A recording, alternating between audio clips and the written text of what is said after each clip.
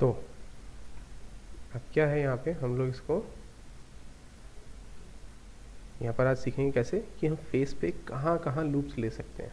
ठीक है, 3D में जब बनाने जाएंगे वहाँ बनाने से पहले पता होना चाहिए ना कि कौन से एरियाज़ में कैसे लूप्स आते हैं।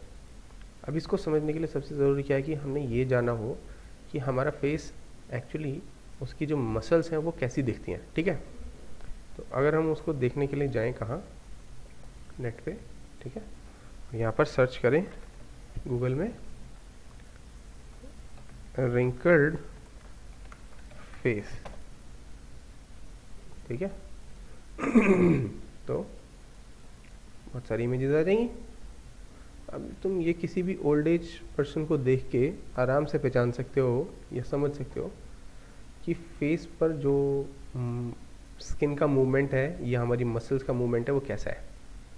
ये देखो, नोज़ पर एजेस कैसे जा रहे हैं आइज़ की तरफ। एक लाफिंग लाइन जो हमारे फेस पर होती है वो यहाँ से कैसे आ रही है नीचे तक। इसी तरह से यहाँ से एजेस कैसे एक दूसरे की तरफ मूव कर रहे हैं, ये एजेस कैसे ऊपर जा रहे हैं, फोरहेड पर एजेस कैसे आ रहे हैं। और अगर इसको पूरे को समझने की कोशिश करो तो यहाँ पर एक सर्कुलर मोशन है यहाँ पर एजेस का या मसल्स का, सेम यहाँ पर भी है। ठीक है, और यही एजेस आगे ऊपर तक भी जा रहे हैं। हाँ, अगर हमें ये सिस्टम समझ में आ जाता है तो कैसा भी कोई सा भी फेस बना सकते हैं, कोई बड़ी समस्या इसमें नहीं है। बस तो यही स्ट्रक्चर हम यहाँ पर पहले से ड्रॉ करने वाले हैं, कहाँ पर, इस फेस के ऊपर। ठीक है, तो मैंने यहाँ पर एक ब्लू कलर का ब्रश ले लिया। थोड़ा और लाइट कलर कर लेते हैं इसका ताकि और अच्छे से दिखेगा। एक लेयर ले लो। आइज़ के पास हमें एक पॉलीगोनल एज बनाना है, तो शिफ्ट के साथ आप अगर इसको ब्रश को क्लिक करोगे तो देखो डिवीजन जैसा हमें मिलता जाएगा। ठीक बात है।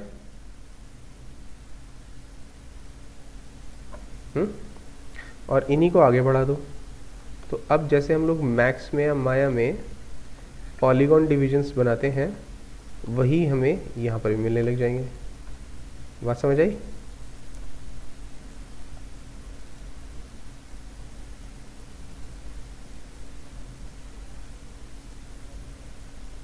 शिफ्ट के साथ आप क्लिक करते जाओ और ऑटोमेटिकली ब्रश आपस में एजेस कनेक्ट करता चला जाएगा।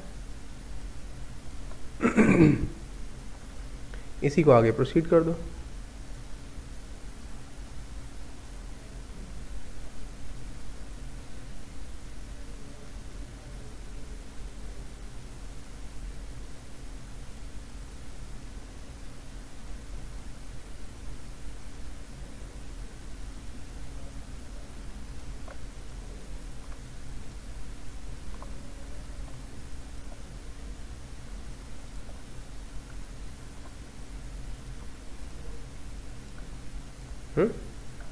हो गया। अब इसे मैं आगे नोज तक ले जाता हूँ। नोज से आगे आइज तक, आइज से आगे आईब्रोज तक।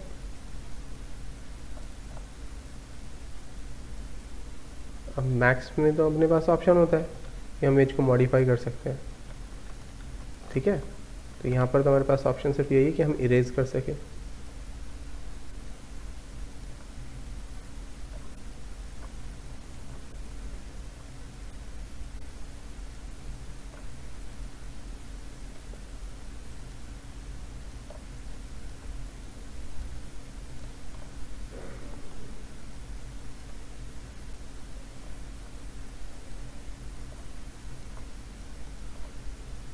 एज कायदे में यहाँ ना होकर कहीं तो और अंदर होनी चाहिए थी, कुछ यहाँ तक।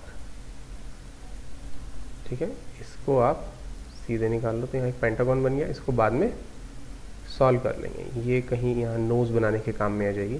तो ये जो लाइन आप देख रहे हो ये लाइन हमारी लाफिंग लाइन हो सकती है। ठीक है,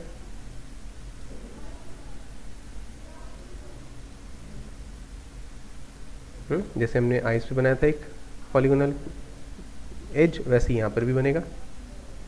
थोड़ा सा और यहाँ से आता तो और अच्छा होता। एनीवेज, ये चिन्ह आ गया आपके पास। हाँ, चेन हो गया।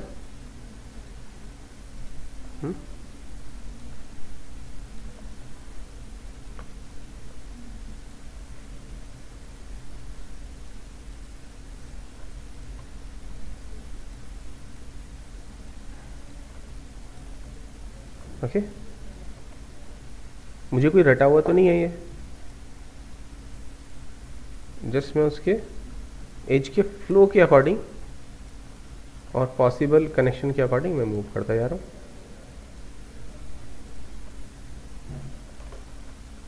और पीछे ले लो।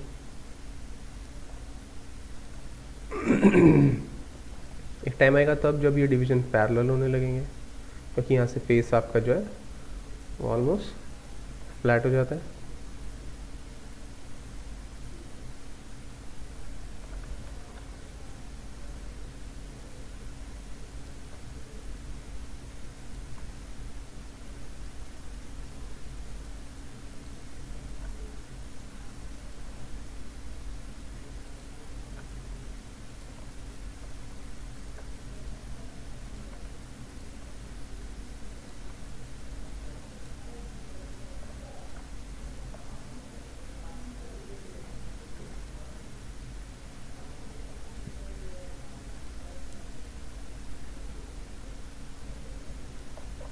ये वाले कट को आप आगे तक ले आओ, यहाँ तक।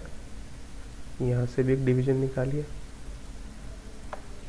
तो जहाँ जहाँ भी आपने एंगुलर पॉइंट दिया था वहाँ वहाँ उसको कनेक्ट करते जाइए।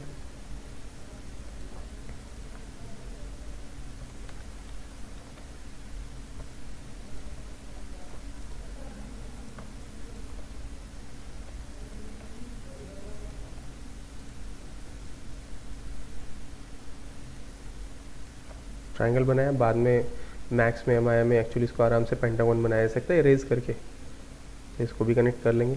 यहाँ से हमने लिप पर कनेक्ट कर दिया, इसको यहाँ ले आए। ये यहाँ यहाँ, ठीक है, एक डिवीजन बन गया। इसी तरह से ये आगे बढ़ जाएगा। ठीक है, हाँ जी। यहाँ तक तो हम लोग कर चुके थे। अब इसके आगे सेम चीज़ है, बस प्रोसीड करते जाओ। Shift click click, shift click click. ये अंदर के एजेस हैं जो आगे तक बढ़ते जाएंगे। हाँ जी, तो फिर यहाँ से आगे हम लोग क्या मूव करेंगे, ये एज। सर जितना कर्व देना होगा बॉडी में उतने हाँ, स्पेस कम करते जाएंगे ना, हाइट उनकी। हाँ बिल्कुल बिल्कुल, आप सही समझे। ये एज यहाँ, अब मैं जैसे इसको यहाँ से लाना चाहता हूँ तो एक डिवीजन मुझे यहाँ पर बढ़ाना पड़ेगा, क्योंकि ये एरिया काफ़ी राउंड होगा यहाँ से, तो इसलिए जब ज़्यादा राउंडनेस चाहिए तो एज भी ज़्यादा चाहिए। सर ऐसे 3-4 रोड इसमें लेंगे। हाँ बिल्कुल, हमें लेना पड़ेगा 100%। अब से ये है, इसके लिए भी मुझे चाहिए, तो ये यहाँ कनेक्ट हो गया। इसको आप आगे बढ़ा लो।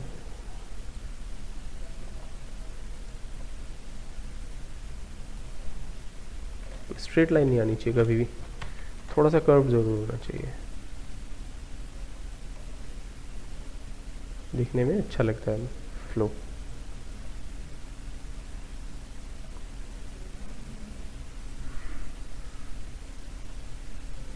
ठीक है, तो ये चिन्ह बन जाएगा।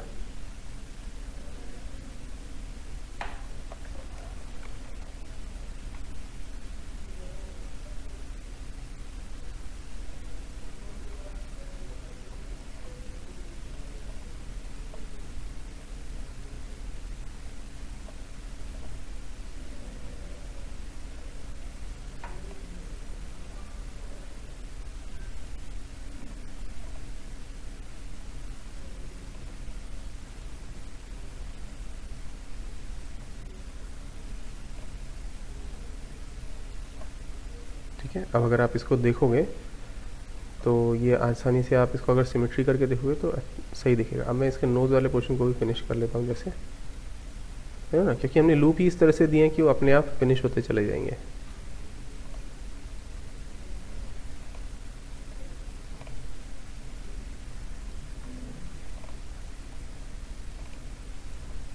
ठीक है, इसको थोड़ा सा और नीचे तक खींच लेंगे तो और अच्छा दिख जाएगा। इसी को आज आप डबल कर दो तो और बेटर दिख जाएगा। अब इसकी मैं एक सिमेट्री बना देता हूँ। Ctrl+T, पावर पॉइंट को इधर रखो, हॉरिजॉन्टल ये आ गया। हाँ, थोड़ा सा मूव कर लो। लाइंस बेशक थोड़ा सा ओवरलैप करेंगी पर एक टाइम के बाद वो ठीक से दिखने लगेंगी। ये देखो यानी